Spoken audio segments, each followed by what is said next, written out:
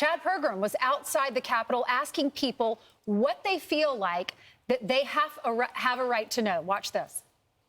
I'm excited to see. I believe it's information that could help shape a lot of opinions. There's a lot of truth that's being hidden. We need to know. I do think some of that information should be released, but I also think, again, the general public with too much information, that especially when they're not educated enough on the information, is probably not the best idea. If they are going to release everything, they should release everything from A to Z. That way you have the full perspective of what really happened. Once again, there's things that I really don't want to know. All right. Chad, welcome back. You're here to discuss what you found out there in the public forum. So as we let go of 80,000, what is it, 60 or 80,000 worth of JFK pages, do you feel like this is a good step? Do you get the sense from the people of the transparency they want from the government? Well, just the fact that they're looking at this right now. You know, this will be the first congressional hearing on the JFK assassination since the mid-1990s. And at that hearing, you had the former CIA director, Bob Gates, at the time. He said the only thing more horrifying than the assassination itself was what he termed a perverse notion that the government took part in killing John F. Kennedy. Now, as you saw when I talked to people at the Capitol, you kind of had a division there. You had one group of people who said, release everything. We have a right to know. You had another group of people who said there are things that we don't need to know and don't want to know. And when I was outside yesterday, I talked to Glenn Ivey, the Democratic representative from Maryland. He just happened to be there, and he said this is very representative of where we are as a country. We're skeptical of government. People believe there's a tendency for government to cover up, kind of CYA. So this hearing is going to be next Wednesday. And there's also skepticism about the Epstein files. Some people think that the release was botched. And also there's going to be files coming out about Martin Luther King Jr. And also, this is the big one, UFOs, guys. UFOs. Right. So I understand there was a bit of a mistake, though, with JFK files. They let go of some people's Social Security numbers and personal addresses and information.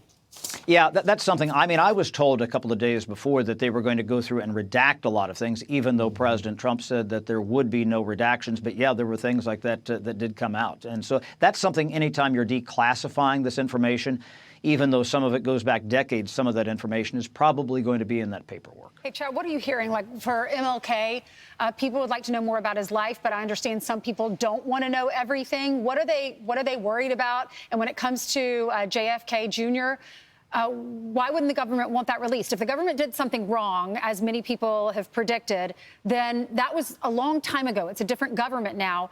Why not just have the transparency?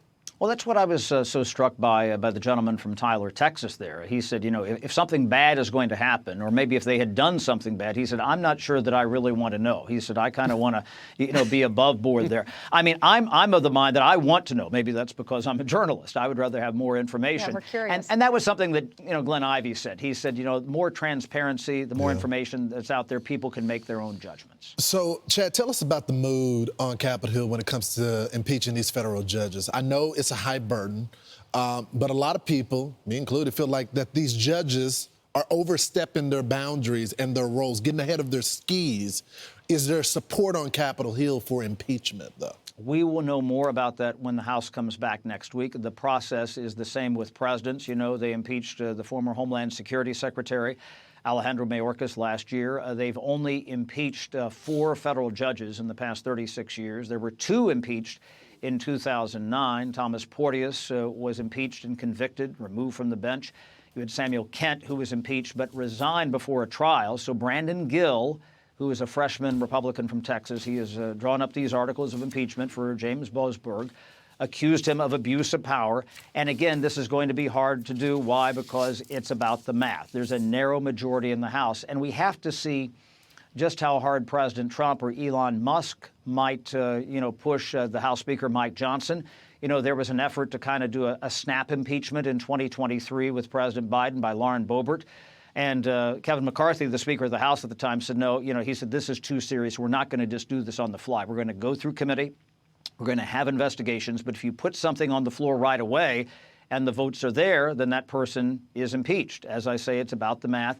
But if they were to get this through the House of Representatives, then there would also be a lot of pressure on John Thune, the majority leader in the Senate, to take it up. But one thing I have to tell you, you might be able to impeach somebody in the House, but removing them from the federal bench in these circumstances, that's never going to happen. Why? You need 67 votes to convict in the Senate. Right, and John Roberts says, I really don't want to go there. I don't even think you should be bringing it up. I think that the oversight chair, Jim Jordan's indicated he's going to entertain it, so we'll see what he actually decides to do.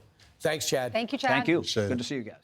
I'm Steve Doocy. I'm Brian Kilmeade. And I'm Ainsley Earhart. And click here to subscribe to the Fox News YouTube page to catch our hottest interviews and most compelling analysis.